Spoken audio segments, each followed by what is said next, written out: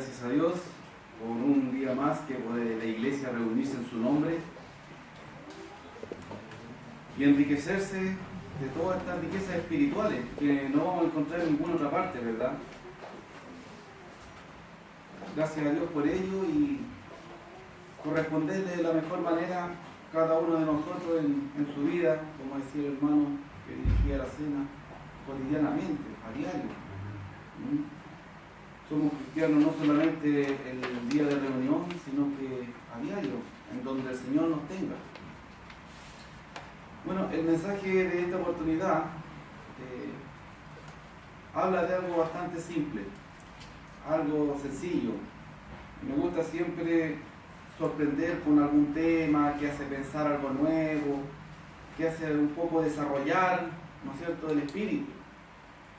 Pero a veces es necesario volver a los rudimentos, a veces es necesario volver a lo básico, porque cuando perdemos la base, lo básico, no tiene sentido seguir tratando de evolucionar espiritualmente o crecer, no tiene ningún sentido. Y el tema de esta oportunidad apunta a lo que es el amor entre los hermanos, es como lo titularía yo, amor en la iglesia. Vamos a ver que esto se puede ampliar un poco, pero la base del mensaje va a estar orientada ahí, a lo que es el amor entre los que son hijos de Dios, entre los que recibieron la adopción de hijos. Bien, y vamos a comenzar con algo muy básico. Fíjese lo que dice Primera de Juan. Vamos a ver un pasaje, posteriormente vamos a volver a Primera de Juan. Vamos a ver ahora el capítulo 3, verso 8.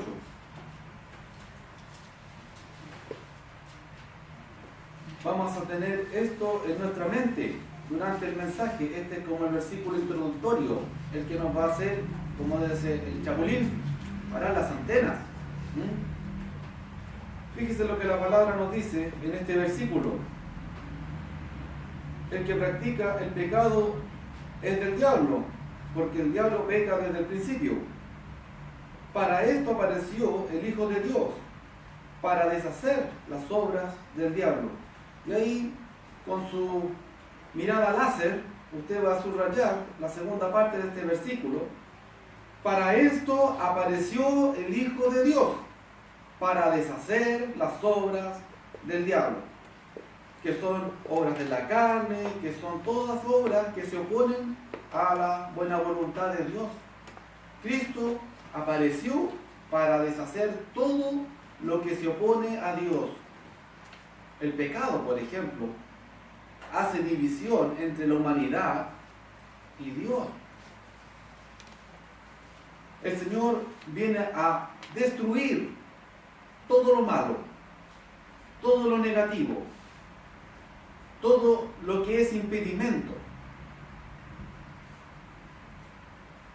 Viene a destruir las obras del diablo. Tenga eso en su mente durante todo el mensaje, hermano. Esto es base en el mensaje. Tenemos que entender esto. Satanás no lo podemos criticar por flojo.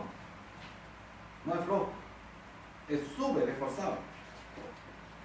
Tampoco por tonto. Estratega para enseñarle a cualquiera. Muy hábil desde el principio hasta ahora. O sea, las obras del diablo no son juego. Él obra en su camino para que su camino sea torcido, para que usted sea apartado de Dios, para que yo, ¿no es cierto?, deje de perseverar en el Señor, para que la iglesia se desanime, etc.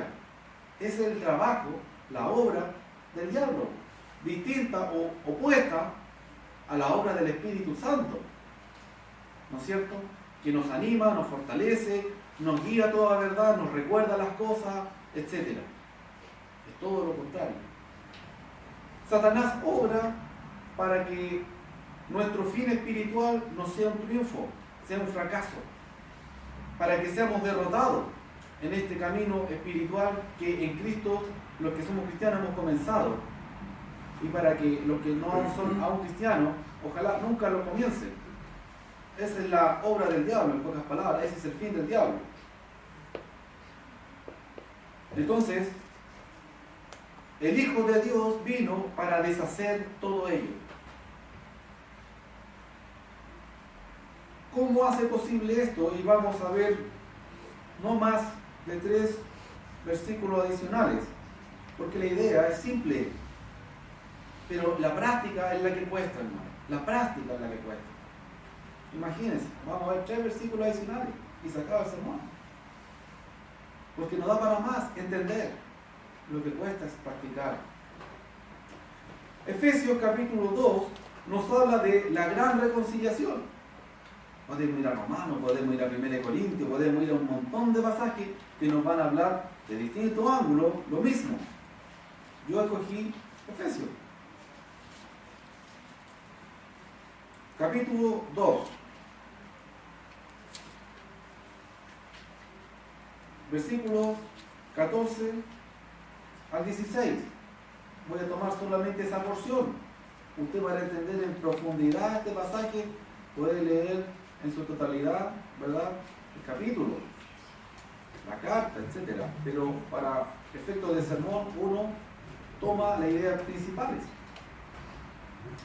Entonces, Efesios 2, 14 al 16. Dice el apóstol a la iglesia: porque Él es nuestra paz, que de ambos pueblos hizo uno, derribando la pared intermedia de separación,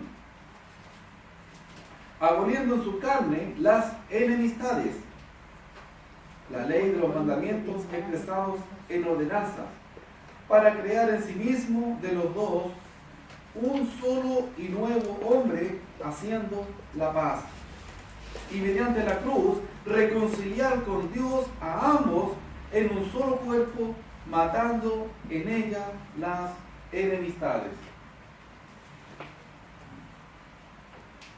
Pásala.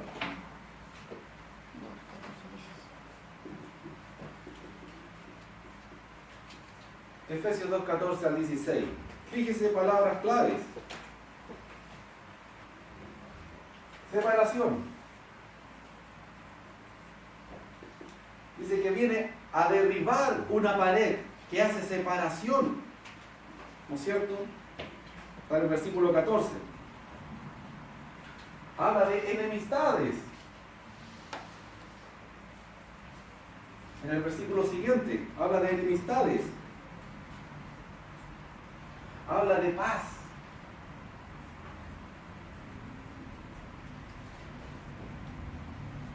Y versículo 16 habla de reconciliar.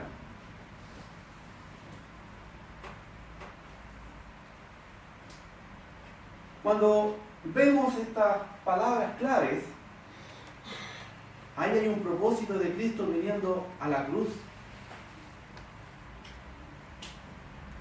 Jamás gentiles y no gentiles iban a ser uno para adorar a Dios sin que Cristo interviniera. Jamás se iba a abolir enemistades. La ley estaba básicamente bajo maldición a todo aquel que no la cumplía. Cristo viene a cumplir la ley y a darnos mejores promesas, un mejor pacto, pero necesita morir para que seamos reconciliados con Dios. Él es nuestra paz, dice el pasaje. Lo contrario de enemistad con Dios es paz con Dios. La reconciliación es por medio de ¿quién? De Cristo en la cruz. Y el tema: cuando Cristo muere en la cruz para reconciliar de ambos pueblos en uno, que es la iglesia, a todos los hombres. Piense usted, hermano, Dios por medio de su Hijo está reconciliando a toda la humanidad con Él, por medio de su Hijo. ¿Usted piensa que el deseo de Dios fue reconciliar a cada ser humano con Él mismo, pero daba lo mismo que entre ellos estuvieran así, separados, enemistados, etc. Obviamente no. ¿Quién nos habla del Señor? Nos habla de paz, nos habla de reconciliación, nos habla en todo esto el concepto de amor. Él quiere un pueblo en el que abunde el amor, en el que reine la paz, la reconciliación, el perdón, la buena intención, etc. Pero, ¿lo entendió la iglesia en el primer siglo? No inmediatamente. De hecho, una frase fuerte en la Escritura es que se estaban devorando unos a otros. ¿Cómo estaría usted en una iglesia en donde se están devorando unos a otros? ¿Sí? Así le dice Pablo a la iglesia en Corinto. Se están devorando unos a otros. Se le había olvidado el propósito reconciliador de Cristo en la cruz. Si Cristo reconcilia al mundo con Dios, si busca Cristo la paz del hombre con su Creador divino, ¿no estará en el deseo de Dios también que nosotros disfrutemos o esa paz también nos alcance por defecto? Naturalmente que sí. Dios quiere que nos amemos.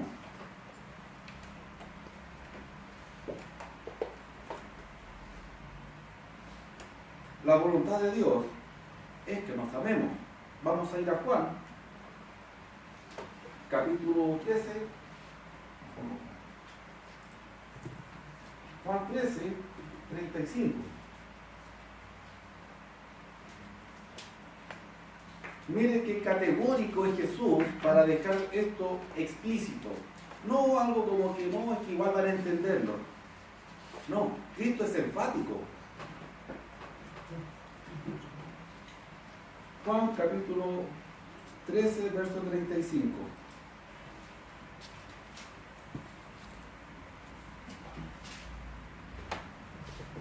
Yo puedo leer, como dije antes, el pasaje en más cabalidad. Yo me voy a referir al versículo clave.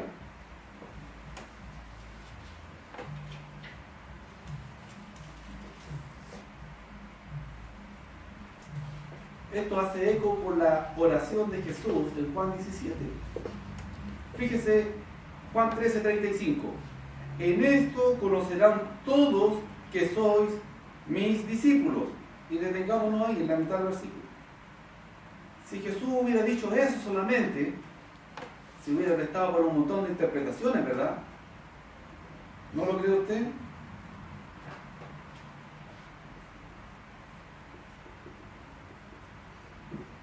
En esto conocerán que son mis discípulos, en que conocen perfectamente la ley de Dios.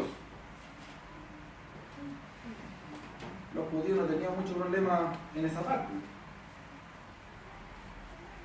pero Jesús no los acepta como discípulos verdaderos. O en esto conocerán el mundo que son mis discípulos, en que tienen prosperidad material, porque claro, sirven a Dios y Dios los bendice. O en esto conocerán que soy mi discípulo, en que van a andar vestidos de una manera de excelencia, con la mejor camisa, corbatita, el mejor corte de pelo, los mejores zapatos, o sea, una apariencia externa. En esto conocerán que soy mis discípulos, y la lista puede ser infinita. Jesús se encargó de que no se interpretara mal esto, y él termina la idea. Si tuvieres amor los unos con los otros. Entender la doctrina, la enseñanza de Dios, las profundidades de las revelaciones del Señor, es trabajo para toda la vida. Y vamos a morir y ojalá entendamos algo de lo que el Señor nos quiso decir. Y quizás la persona más preparada en la Escritura que ha muerto en este mundo ha alcanzado el 2%, no sé. Pero a Dios le preocupa esto, el amor. Porque todos los mandamientos de Dios nos llevan a amar. A amarlo a Él o a amar al prójimo. no se malinterprete. Yo con solo amar no voy a hacerlo en forma inversa. No voy a guardar, ¿no es cierto?, la ley de Dios perfecta si solamente me dedico a amar. Pero hay que entender que toda la ley de Dios, tanto del Antiguo como del Nuevo Testamento, orienta y dirige al hombre hacia una vida de amor a Dios y amor al prójimo.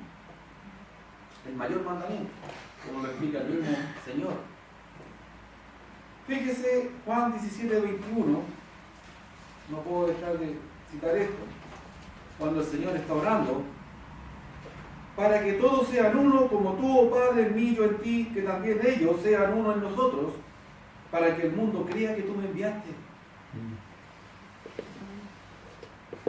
El mundo se refiere aquí a los gentiles de hoy, a los gentiles espirituales, a los que no pertenecen al Israel de Dios, al pueblo espiritual de Dios que es la iglesia.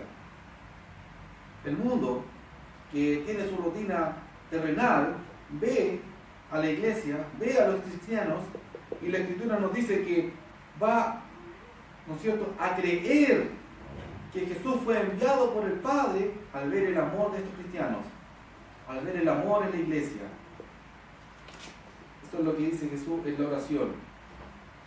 Y lo que nos dice en Juan 13:35 es que van a conocer que somos discípulos de Él, que somos discípulos verdaderos, en que nos amamos unos a otros.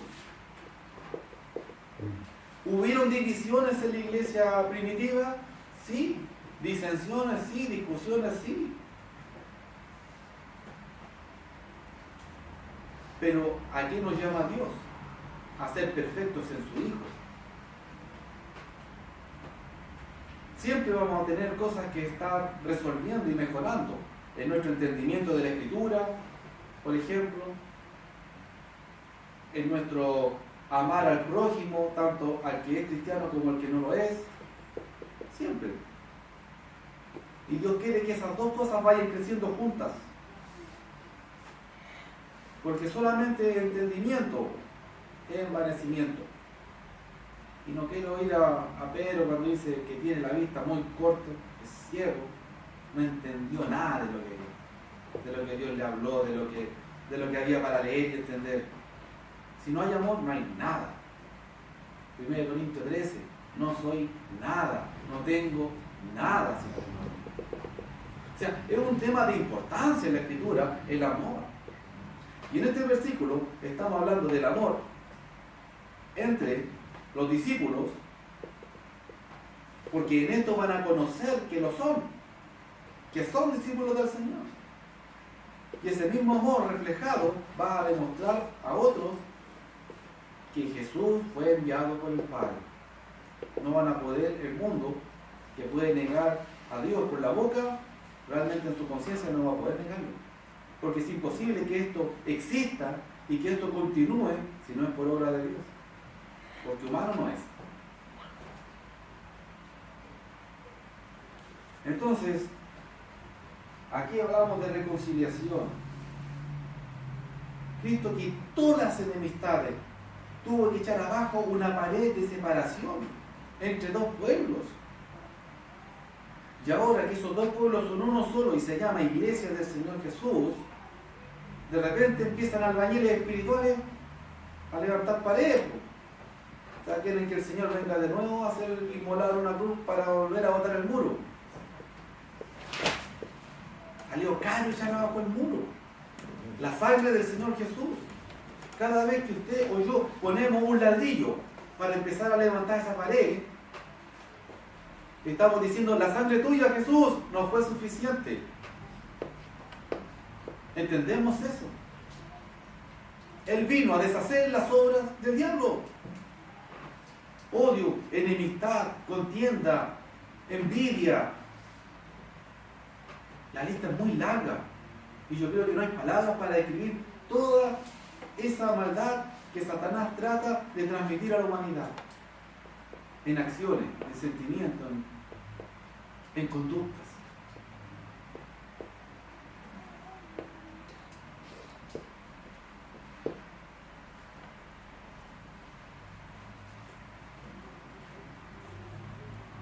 Bien. Vamos a volver a Primera de Juan.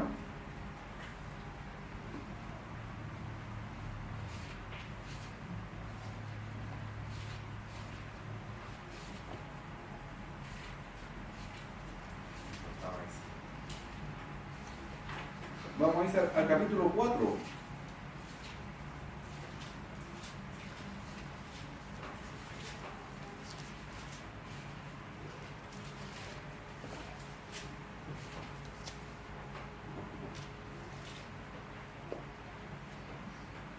Y usted, yo le invito a leer el capítulo 4 completo, o la carta si es posible, pero ahora veamos el versículo 20.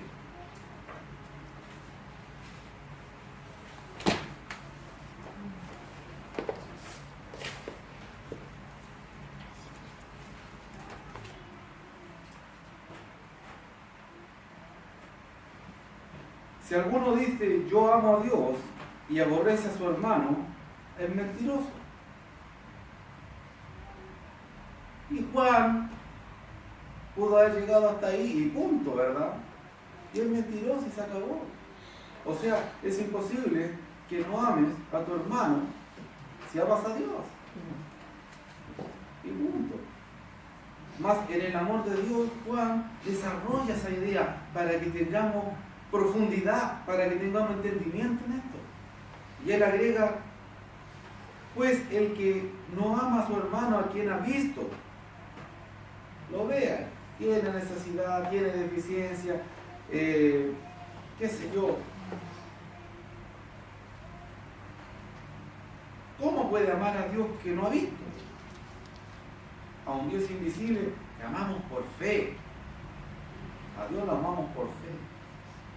¿Pero qué quiere decir esto? Es más fácil amar por vista que por fe, obvio. ¿Cuántos ateos dicen muéstrame a Dios y creo? Pero la palabra dice, no somos de los que creemos por vista, andamos por fe, no andamos por vista. La fe es algo superior. Tanta gente que vio a Jesús y no le creyó tampoco. Inclusive un apóstol mismo de él, si no lo veo, no creo. Faltaba que él nomás viera la resurrección del Señor. No más. Entonces, creer por ver no es creer. Obvio, porque estás viendo.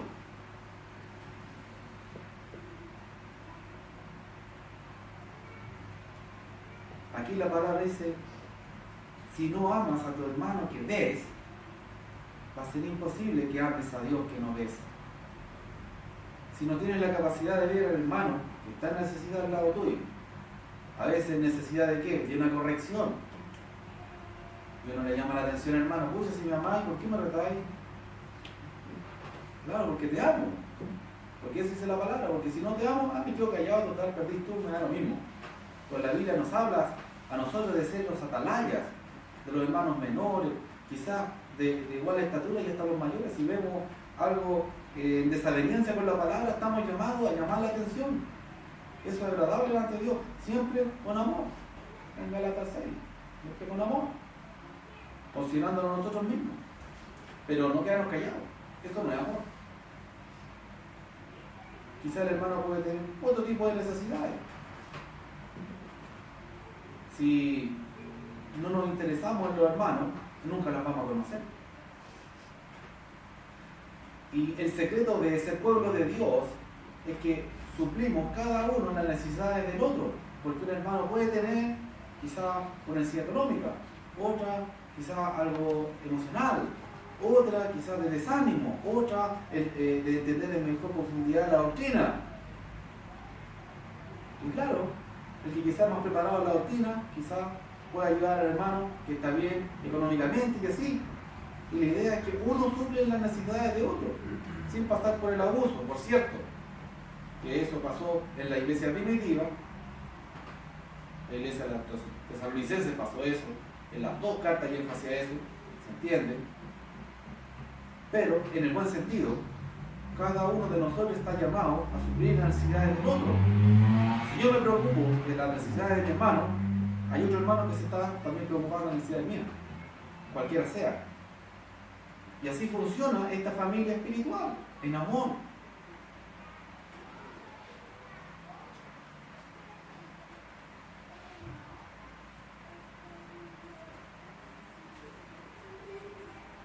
Ver versus no ver. Si amas a tu hermano que ves, ahí recién vas a poder llegar a amar a Dios que no ves. Pero si no amas a tu hermano que estás viendo, menos vas a llegar a amar a Dios que no ves. ¿Alcanzas a ver esto? ¿O no lo ves? Yo lo veo, es simple. Amar a alguien que vemos es más fácil que amar a alguien por el que tenemos que creer. Si podemos amar a Dios por fe, este pasaje también nos está diciendo que con mayor razón tenemos que amar al hermano que estamos viendo. Con mayor razón, porque lo estamos viendo.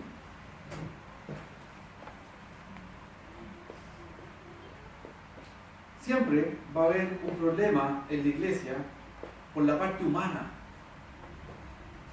Nos entregamos en las manos de Dios para vivir la voluntad de Dios. Nos perfeccionamos en la palabra para hacer cada día más el reflejo del Señor Jesús en esta vida. Pero en el proceso, en todo el proceso, vamos a ser humanos. Y este proceso, el día que moramos, o que el Señor llegue, si no alcanzamos a pasar por la muerte, no sabemos. Pero terminando esta vida terrenal, termina el proceso. Imagínense, es un proceso que dura toda la vida. En ese proceso vamos a ser humanos. Todo el proceso. Vamos a luchar contra la carnalidad, contra la tentación, dice la Escritura, y contra todo lo que no tiene relación con el amor en la iglesia. Pero Dios nos llama al amor. ¿Cuánto trabajamos? Y esto lo digo a la iglesia, a los que ya somos hermanos, porque es fuerte, ¿verdad? Los que ya llevamos tiempo en el Señor. ¿Cuánto trabajamos? Años. ¿Cuánto invertimos en tiempo, en energía, en dinero a veces, en que una persona llegue a conocer al Señor? ¿Cuánto nos gozamos cuando una persona llega a las aguas bautismales a entregar su vida al Señor? Cuando nosotros empezamos la fiesta ya en el siglo octavo, ¿no es cierto? Decimos. Debe ser lo mismo que nos preocupamos después de que ese hermano sea fortalecido día a día, sea nutrido día a día. Pero a veces nos olvidamos de ese proceso, y a veces por una mala palabra, por un gesto que no corresponde, que está fuera de lo que es el amor, por una frase dicha de una manera inadecuada, esa persona dice, me voy de aquí. ¿A dónde está el amor? Y Cristo se humilló a lo sumo, usted puede verlo, en Filipenses capítulo 2. Se humilló hasta la muerte, y la muerte más horrible y humillante, muerte de cruz. Pero a veces falta humildad en reconocer un error para decir, ¿sabes, hermano? Me equivoqué, perdón. No debí decir eso, o no debí decirlo así, o no debí decir nada, porque realmente no me correspondía. Tanto que tenemos que aprender de Cristo en la cruz, su humildad, la reconciliación que está logrando y el propósito que Él tiene para con nosotros después de eso. Imagínense lo dolorosa y lo cruel que es la cruz, pero Cristo dice que lo disfrutó, no porque sea masoquista, sino porque Él estaba triunfando en la cruz. Y lo que Él estaba haciendo ahí, estaba redimiendo a la humanidad entera que iba a creer en su nombre. Pero eso, si esa humanidad que cree en su nombre no mira hacia la cruz de Cristo y ve lo humilde que Él fue, no mira a la vida del Maestro y ve lo paciente, lo manso que Él fue. Y hoy día a veces decimos algo con prepotencia, hasta con odio a veces, de una manera que a nosotros no nos gustaría, cuando sabemos la regla de oro es Mira, lo que quieres que te hagan, tú haces a los demás. Como quieres que te hablen, tú hablas a los demás. Es una regla súper fácil. Es como la tabla del 1. Porque la del 2 ya es más fácil, perdón, más difícil. Es más fácil que la tabla del 1. Haz a otro lo que quieres que a ti te hagan. Como tú quieres que te traten, trata a los demás. Cristiano o no, da lo mismo. El mandamiento es para el cristiano. Así que como cristianos no hacemos disensión, porque Dios no hizo disensión cuando envió a su Hijo a la cruz. Cristo no murió por los cristianos, todavía no hay ni uno. Cristo murió por los pecadores, dice la Escritura. Para reconciliar. O sea, no había nadie que ya estuviera reconciliado. Todos estaban enemistados con Dios en el momento que Cristo muere en la cruz. Todos. Te va a Isaías 59:2. Todos estaban separados en esa pared intermedia de los pecados. Todos. Entonces, al fin de cuentas, algo sencillo, simple, pero que es básico, es basal, es el cimiento para que la iglesia crezca sana y se desarrolle espiritualmente, el amor entre los hermanos. Porque yo insisto en el ejemplo anterior, ¿cuánto uno o más hermanos o la iglesia entera trabaja a veces para que un alma se convierta al Señor y después a un alma que ya se convirtió en el Señor se le dice algo de una manera adecuada, grosera quizá, prepotente, y se perdió el alma? Entonces, si vamos a estar metiendo gente por la puerta y sacándola por la ventana, no es el deseo del Señor. El Señor quiere que estemos en paz. Murió en la cruz para que estuviéramos en paz. Primeramente con Dios, pero con el Dios que no vemos, ¿se acuerdan?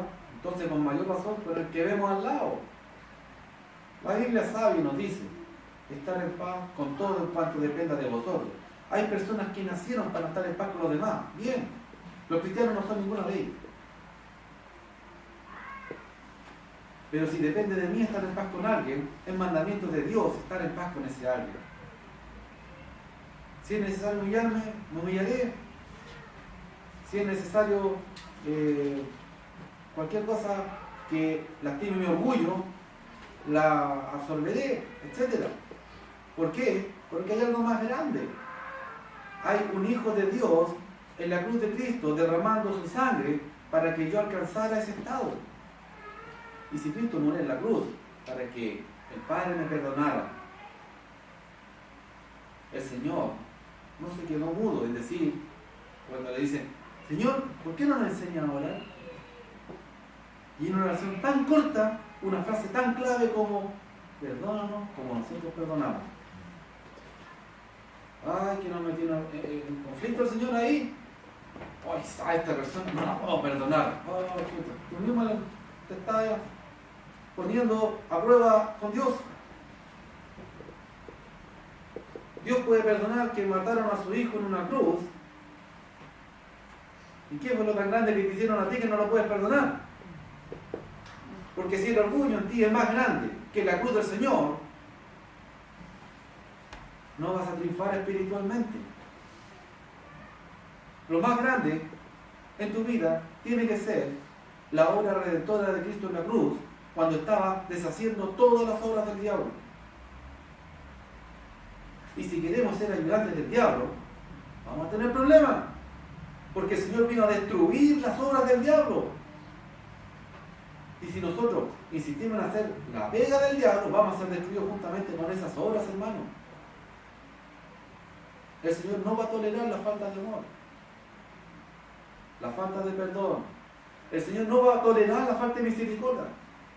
Seré misericordioso del que tenga misericordia, insistente el Señor en toda la Escritura. Los misericordiosos no alcanzarán misericordia. Los que no son misericordiosos no van a alcanzar misericordia, solamente los misericordiosos. Y a veces cuesta tanto ser misericordioso, y cuando estemos delante del Señor va a ser lo más que hubiéramos querido hacer. Pero ya va a ser tarde, porque vamos a ser juzgados por lo que hicimos en el cuerpo, no por lo que pensamos en ese momento. Entonces, ahora es la oportunidad, hermano. Ahora es la oportunidad de ser humildes. Ahora es la oportunidad de ser compasivos, de ser dadivosos, de saber perdonar. Ahora es la oportunidad. Porque cuando estemos delante del Señor, vamos a ser juzgados por cómo aprovechamos esa oportunidad. El Señor ruega en su oración final, Juan 17, 20, 21, 20, por una iglesia unida en amor, para que el mundo crea que Él fue enviado por el Padre. El Señor les expresa a sus discípulos que en el amor entre ellos, en eso van a saber el mundo que ellos son discípulos del Señor.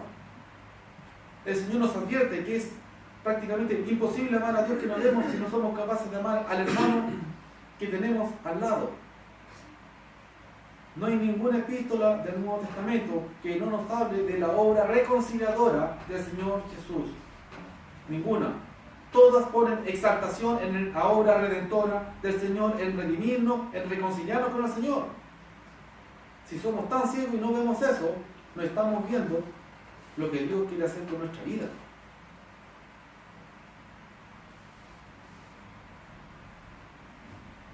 El Señor vino a deshacer las obras del diablo. Cuando usted en su mente o corazón experimente una sensación de orgullo, de odio, de ira, recuerde, como cordero fue llevado al matadero, injustamente, y no abrió su boca, como que lo iba a trasquilar, pero realmente lo iba a degollar. Y así, calladito, porque era la voluntad de Dios. ¿Cuándo va a llegar eso a nosotros? Sería demasiado. No es la regla. Si nos toca, pues, amén. Pero no es la regla llegar a ese extremo. Con mucho menos a veces salta, ¿no es cierto?, ese, qué sé yo, sentimiento de orgullo que está por ahí escondido, o de rabia. Tenemos que pensar en eso, hermano. El Señor fue mudito, caminando hacia sus desgolladores. No se hizo justicia en ninguna manera, todo fue injusto. Pero dice, puesto el gozo sobre él, o sea, él veía lo que había más allá. Nosotros también tenemos que ser capaces espiritualmente de ver lo que hay más allá. Porque más allá hay un Dios que nos va a llamar delante de su presencia. Más allá hay un día, según la Escritura, en que todo esto termina, hermano, todo esto se acaba. Más allá hay un día en que el Señor va a llamar con Él eternamente a los que se esforzaron en hacer su voluntad, en vivir en amor, en vivir en paz, reconciliación, en ser benévolos, que por ningún motivo eso es una excusa para no corregir lo deficiente, pero sí hacerlo con amor. Está súper claro, insisto, en Gálatas 6 al principio. Considerándote a ti mismo. Cuando le llamamos la atención a alguien, ¿cómo quiero que me llame la atención a mí? Bien, vamos. Pero no al revés. No. Porque tenemos que ponernos en el lugar del otro. Eso es el amor al prójimo.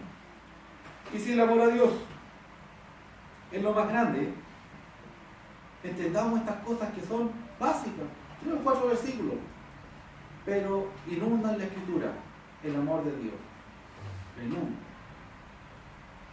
Como cristiano, hermano, usted tiene el deber, y más que el deber, es un deber glorioso. Es un deber que es un privilegio, ¿no es cierto?, de no solamente disfrutar a veces la vida cristiana, sino que, como la misma Biblia dice, también fuimos llamados a veces a padecer como Él. Pero así como Cristo fue exaltado, los que hagan la voluntad de Dios también lo van a hacer. Y el que no se humille ahora como hijo de Dios, tristemente va a ser humillado en el día del juicio, no va a recibir gloria. Si usted ya es cristiano, medite en esto tan básico, tan simple, pero tan fundamental. Y si usted está todavía en la transición de tomar esta decisión, aún no se ha iniciado como cristiano en el Señor por medio del bautismo, estamos para servir en su iniciación, en su inicio a esta vida de amor, de reconciliación, de paz con Dios y con todos los que podamos. Que Dios bendiga su palabra. Amén.